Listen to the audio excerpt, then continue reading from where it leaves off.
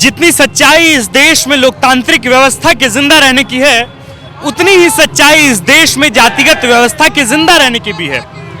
आपको अगर सिर्फ लगता है कि पटना के गांधी मैदान में ही सिर्फ यादव सम्मेलन होते हैं, तो ऐसा कतई नहीं है, बल्कि इसकी बानगी आज राजधानी रांची में भी देखने को मिल सकती है। इसकी चपेट में पूरा देश है। शौर्य दिवस तो सिर्फ शौर्य दिवस होता है, जिसके जश्न में न जाने कितने ही लोग रोड पर खड़े होकर अपने शहीदों को याद करते हैं। पर आज यहाँ एक अजीब सा बैनर है, लिखा है यादव शौर्य दिवस। क्या है यादव शौर्य दिवस, इसके बारे में तो हम बातचीत करेंगे। भाई साहब, यादव शौर्य दिवस क्यों? शौर्य दिवस तो शौर्य दिवस होता है। शौर्य दिवस 1962 की जो लड़ाई हुई थी, 1962 की लड़ाई में चाइना के 6000 योद्धाओं से 120 योद्धा भारत के यादव रेजिमेंट, उस समय जिसको चार्ली रेजिमेंट बोला जाता है, उसने वहां पे अपना 1400 चाइना के सैनिकों को मार करके गिराया था और उसमें 114 यादव सैनिक शहीद हुए थे।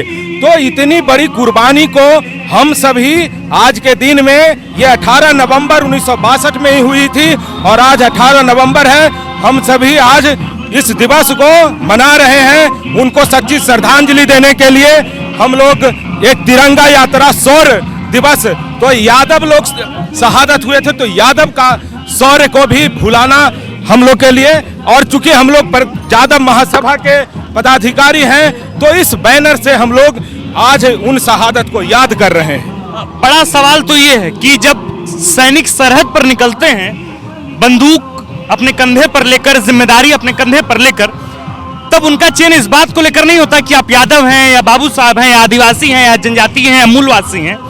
आप एक भारतीय हैं और भारतीय होने के नाते वहां पर जाते हैं और भारतीय होने के नाते वो लड़ते हैं और फिर शहीद भी होते हैं। और तस्वीर जब उनकी आती है और जब उनका शव आता है, तो उसमें तिरंगा झंडा लिपटा रहता है, कोई यादव का झंडा नहीं लगा होता है। क्यों है ऐसे? तो फिर हमारा देश बटेगा अगर जातिगत आधार पर अगर हम बंटवारा करें। आज भी तिरंगा आप देख रहे हैं, लेकिन चूंकि यादव महासभा के हम लोग पदाधिकारी हैं और यादव सभा इसको मना रही है, इसलिए यादव सभा का भी झंडा है। हम सभी शहीदों को नमन करते हैं। भारत में जितने भी शहीद होते हैं, हम भारत में हमारा शहादत 18 से 22% का है। हम 22% शहादत देते हैं, लेकिन हम कितने याद करते हैं? तो आज प्रदेश यादव महासभा इसको याद कर रही है। हम तो कहते हैं कि इसको और सभा भी याद करें। और दूसरा बात आपने जो कही, तो कई रेजिमेंट बना हुआ है, सिख रेजिमेंट है, राजपूताना रेजिमेंट है, गोरखा रेजिमेंट है। ये सब रेजिमेंट क्यों? ये सब भी जाति सूचक रेजिमेंट है, जो कि या तो नहीं होना चाहिए और हो तो अहीर रेजिमेंट भी होना चाहिए, क्योंकि हम सबसे ज्यादा शहादत देते हैं। अब अपने बीच में यादव महासभा के प्रधान महासचिव हैं रामाशीष यादव जी। रामाशीष जी, हम आपसे ये भी बातचीत करेंगे। क्या संदेश देना चाहते हैं आप? राजधानी रांची के मुख्य सड़क पर आप हैं, इतनी बड़ी आबादी है, इतना बड़ा हुजूम है, पीछे भारतीय झंडा है और उसके बाद यादव महासभा का जो आप झंडा लगाए हुए हैं, क्या संदेश देना चाहते हैं?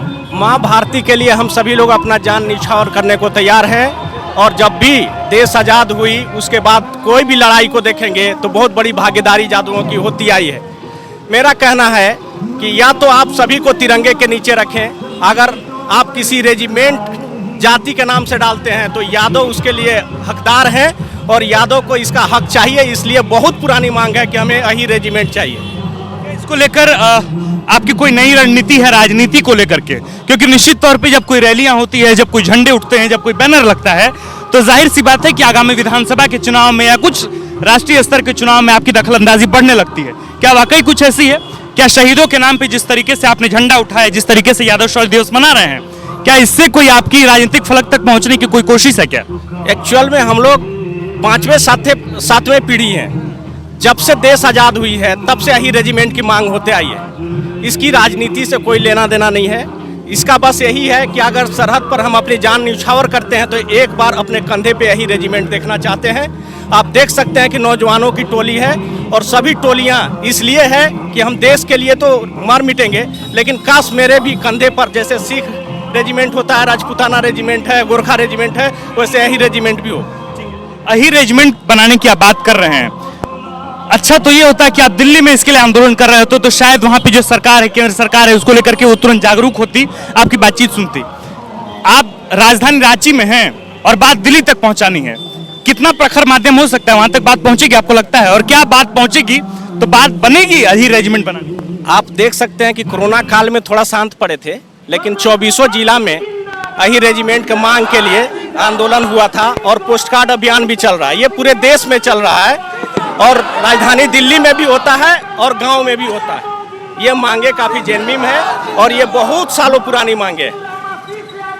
आप देख सकते हैं कि किस तरीके से मेरे पीछे जो हुजूम है वो हुजूम लगातार एक अहीर रेजिमेंट बनाने की मांग करती है। यादवों में भी कई सारे ऐसे लोग हैं जो अहीर महज शब्द से ही बहुत चिढ़ जाते हैं। वो कहते हैं कि हम तो कृष्ण के पैदाइश, हम तो कृष्ण के उस कुल से आते हैं जिस कृष्ण के नाम से हमारी जो पूरी कौम है वो जिंदा रहती है, वो स्वाभिमान के साथ आगे बढ़ती है। बहरहाल बात यह है कि अगर सिख रेजिमेंट है, अगर राजपुताना रेजिमेंट है, तो अहीर रेजिमेंट क्यों नहीं होना चाहिए? क्योंकि हम भी तो उतने ही शहादत देते हैं।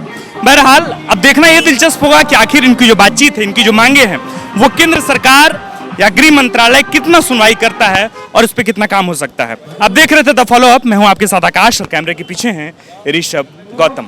शुक्रिया। विवेकानंद विद्या मंदिर स्कूल एक CBSE affiliated English medium coed school है। हम शिक्षा के साथ संस्कार देते हैं। thefollowup.in.